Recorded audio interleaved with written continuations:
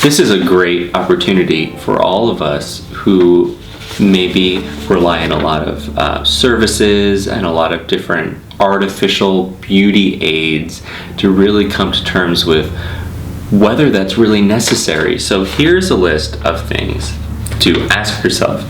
If you have always been in the habit of doing these things, why do you do them?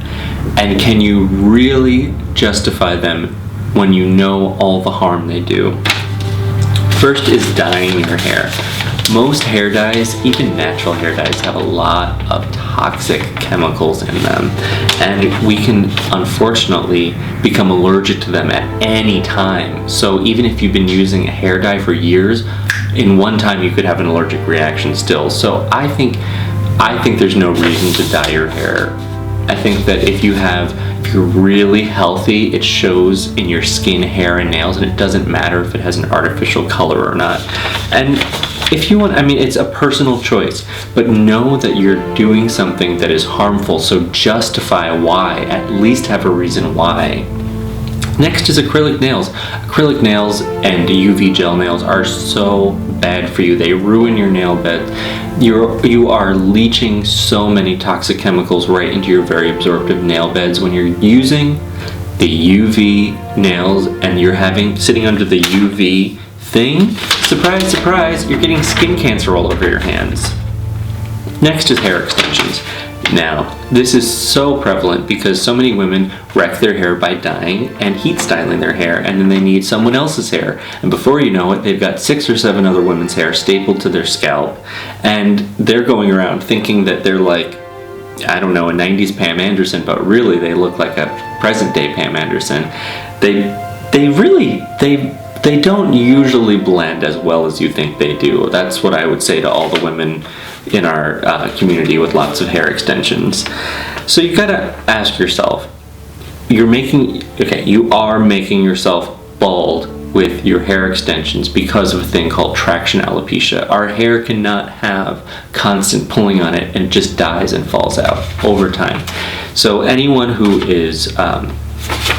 has had a long-term hair extension system where it's braided in and a weft is sewn in, like a sew-in weave, most people who do that, most women who do that, some men do that I guess, where they have the attachment points, they will have bald spots, and eventually they have to shift to wigs. So why would you wreck your hair in 10 years and then be bald and have no choice but to wear a wig? Why not wear a wig to begin with, and then you can keep your natural hair healthy underneath, so at least when you don't have all that, you can still wear it.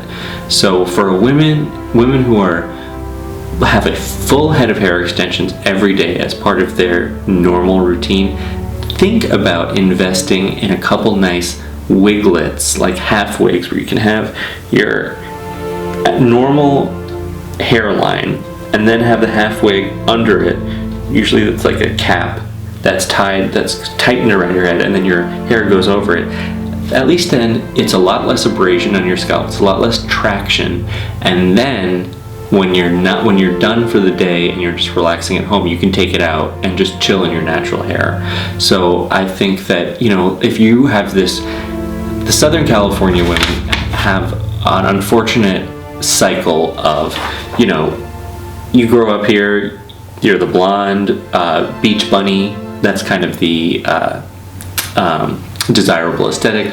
Long hair, long blonde hair. Okay, so fast forward 20 years, 30 years, they have wrecked their hair because they've been bleaching it for 30 years. They barely have any left because they've been flat ironing it and going to a blow dry bar every day. And then they try to put in these extensions that look crazy because there's nothing to attach them to, and then they have to wear a wig anyway, or they just continue in this crazy, kind of like puffball, ruined hair extensions mess. I see that in the grocery store all the time, and I can tell they're spending a lot of money on it and just being robbed blind. So remember, if you want to have that like glamorous, long, full hair, at a certain point you're just going to have to wear a wig and let someone else's hair do the hard work. And you know what? That is going to be so much better for you over time, and you can still have that look. You can have that look more than ever, actually, and it'll be fun. and all the damage is going to someone else's hair that is not even on their head anymore. And you can just put that wig away and have full, lush hair, and maybe you'll actually want to start wearing that again because it'll have some time to recover. So that's just some food for thought about the extensions. Next is tanning. I mean, this is crazy. There's no reason to change your skin color. There's no reason for white people to tan, and there is no reason for dark-skinned people to bleach their skin. We are all perfect just the way we are. Just the way whatever natural skin tone we have is the healthiest skin tone for us to maintain.